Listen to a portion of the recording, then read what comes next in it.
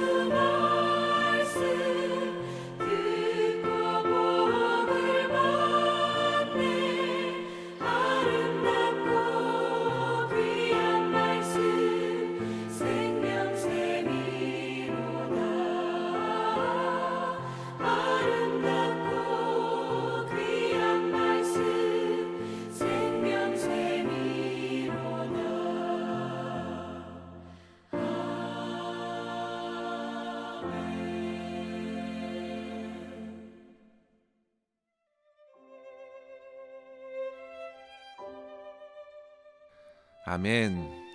오늘 말씀은 예레미야서 36장 1절에서 8절까지의 말씀입니다. 제가 말씀을 읽겠습니다. 유다의 요시야 왕의 아들 여호야김 4년에 여호와께로부터 예레미야에게 말씀이 임하니라.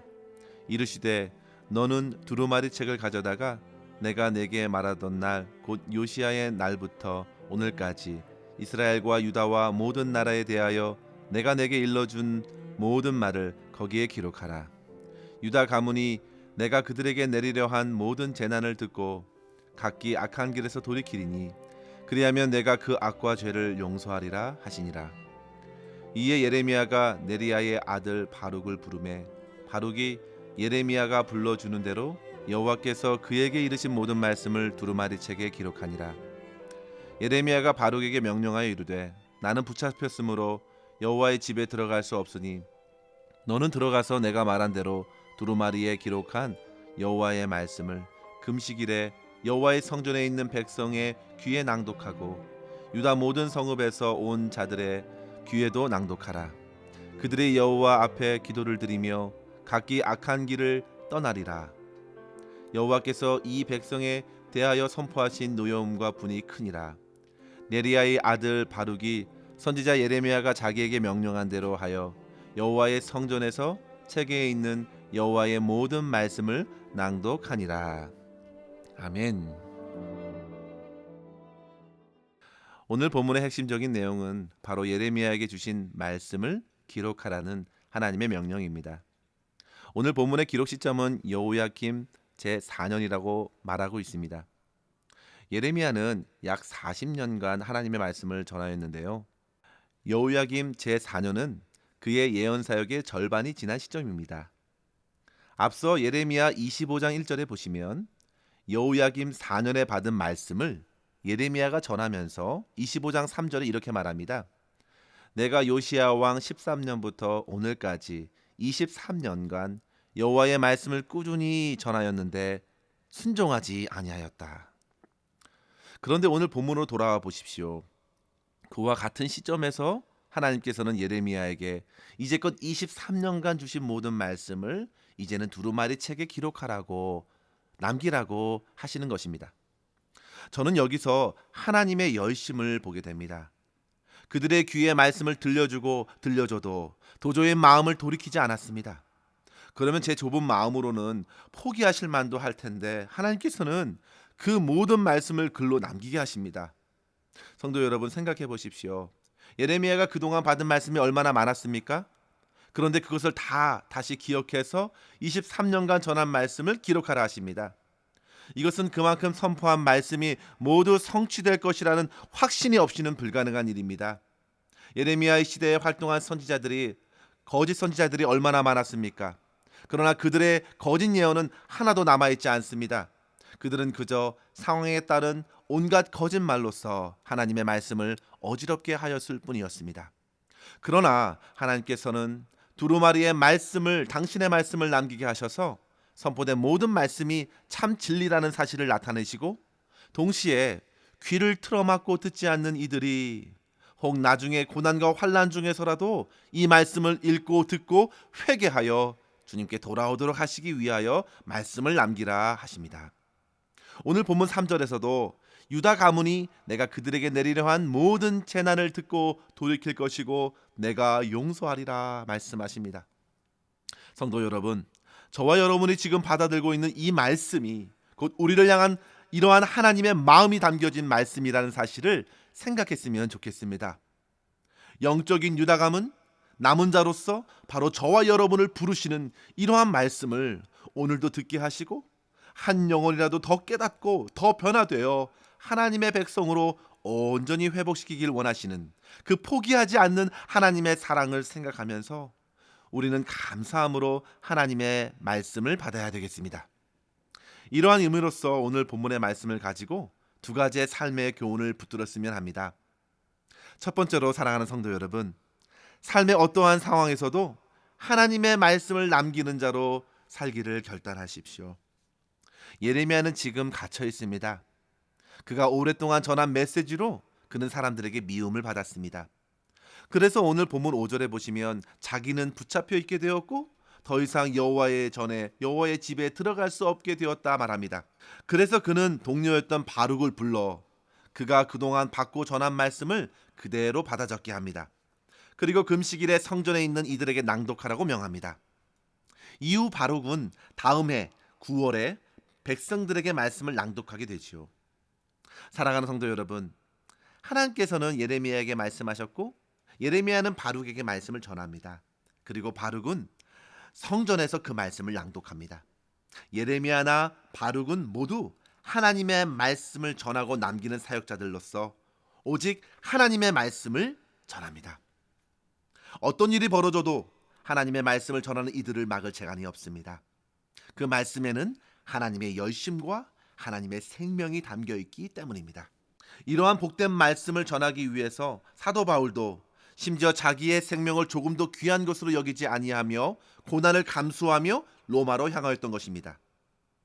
그리고 후에 자기의 아들과 같은 디모데에게도 디모데후서 4장을 통해 타협할 수 없는 사명을 전하지요. 디모데후서 4장 1절 2절 보시면 하나님 앞과 살아있는 자와 죽은 자를 심판하실 그리스도 예수 앞에서 그가 나타나실 것과 그의 나라를 두고 엄히 명하노니 너는 말씀을 전파하라. 때를 얻든지 못 얻든지 항상 힘쓰라. 바울이 말씀을 전파하는 사명을 넘겨줄 때에 이렇게 말합니다. 하나님과 예수님 앞에서 엄히 명하는 말씀으로 명합니다.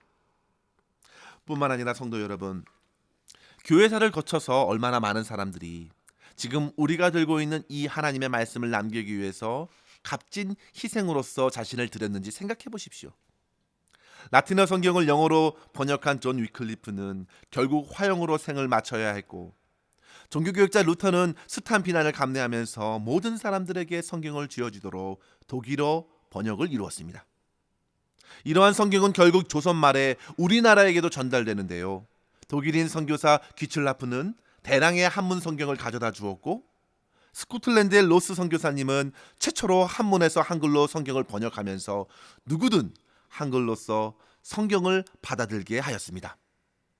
순간순간 하나님의 열심에 따라 이끌린 사람들의 그 섬김과 희생이 이어져서 지금 우리에게까지 귀한 성경이 말씀이 전달된 것이죠. 따라서 성도 여러분, 주님의 말씀을 대하면서 우리는 언제나 감사하고 기쁘게 받되 무엇보다도 그 말씀을 마음에 새기고 말씀을 남기는 사명을 우리도 계속 이어나가야 되겠습니다. 결코 하나님의 말씀을 남기는 일은 쉬운 일이 아닙니다. 그저 말씀을 남기는 것은 성경책을 전해주는 것으로 그치지 않습니다. 말씀을 삶으로 살아내는 것이 함께 동반되어야 합니다. 바울이 디모데후서의 말세의 사람들의 특징을 언급하면서 사람들이 자기의 귀에 좋은 것을 받으려 하지 말씀은 싫어한다 했습니다. 자기의 욕심을 채워줄 이야기, 세상의 성공만 추구하는 허탄한 이야기들, 순간의 위안과 기쁨을 주는 이야기를 환영하지만 생명을 전하는 바른 교훈에는 쉽게 등을 돌린다 하였습니다. 그러나 성도 여러분, 우리 하나님께서는 지금도 포기하지 않으신다는 사실을 기억하시고 주님을 힘입고 오늘도 주어진 생명의 말씀을 굳게 붙들고 하루하루를 살아가면서 말씀을 남기고 말씀을 전하는 삶을 기쁘게 살아가실 수 있기를 주님의 이름으로 간절히 축원합니다. 두 번째로 성도 여러분, 하나님의 말씀을 잘 남기기 위해서는 먼저 하나님의 말씀을 잘 받아내어야 합니다. 사실 예레미야가 하나님의 말씀을 받기까지는 상당한 진통이 있었습니다. 예레미야 1장 6절에 보시면 그는 나는 아이라서 받을 수 없습니다 라고 고백하지요. 자기 연민에 사로잡혀서 그 사명에 주저했습니다. 그러나 그때 하나님께서는 말씀하십니다. 사람을 두려워하지 말라고요. 하나님께서 함께 하시겠다고 약속해 주셨습니다. 성도 여러분, 하나님의 말씀을 받을 때에는 우리는 우리의 연약함, 우리의 부족함을 자꾸 돌아봅니다. 그러나 그 순간에 말씀하시는 하나님을 우리는 더욱 바라보아야 합니다. 하나님의 말씀을 받는다는 것은 곧 하나님의 권위를 인정하며 순복하며 받는 것입니다. 그저 자기의 지식이나 교양을 쌓기 위하여 말씀을 듣고 보는 것이 아니지요. 하나님의 말씀은 내가 어떻게 해서 받는 것이 아니라 하나님의 은혜로 주시는 것을 겸손히 받아내는 것입니다. 전승에 의하면 성경을 기록했던 서기관들이 성경을 필사할 때에 여호와라고 하는 이름이 나오면 붓을 다시 씻고 난 다음에 또다시 몸을 가다듬고 나서 다시 여호와의 이름을 썼다고 합니다. 그리고 또 쓰다가 여호와의 이름이 나오면 다시 멈추고 같은 행동을 반복했습니다. 그만큼 하나님을 경외하였습니다. 그렇게 말씀을 받는 마음이 곧 그 말씀에 자기의 생각과 말과 행동 또한 맡길 수 있지 않겠습니까? 하나님의 말씀이 선포되면 항시 두 부류로 갈라집니다. 한 부류는 믿고 순종하는 자, 또 한 부류는 무시하는 자입니다. 그러나 분명한 것은 하나님께서는 당신의 주신 말씀을 믿음으로 받고 순종하는 자들을 통해서 참된 변화를 이루어 가셨다는 사실입니다. 요시야 왕이 성전을 수리하다 발견된 율법책을 믿음으로 받고 순종하면서 므낫세와 아모르로 이어져 내려온 영적 어둠의 시대를 밝혔습니다. 그리고 이때에 예레미야도 그 율법책을 들으며 자랐습니다. 그리고 그 또한 그렇게 하나님의 말씀을 받고 깨닫고 선포하기 시작한 것입니다.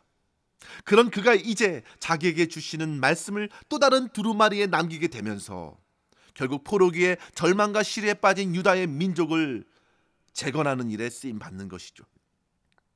서기관 바룩이 받아 적은 이 말씀을 바로 다니엘이 보고 들으면서 하나님께 기도하였고 주님의 회복을 간절히 소망했습니다. 사랑하는 성도 여러분, 어떤 상황이 우리에게 몰려와도 말씀을 남길 수 있는 것은 하나님의 말씀을 겸손히 생명의 양식으로 받을 때 가능합니다. 세상의 여러 난잡한 글들을 이야기들을 버리고 생명의 말씀, 주님의 말씀을 사모하며 들으십시오.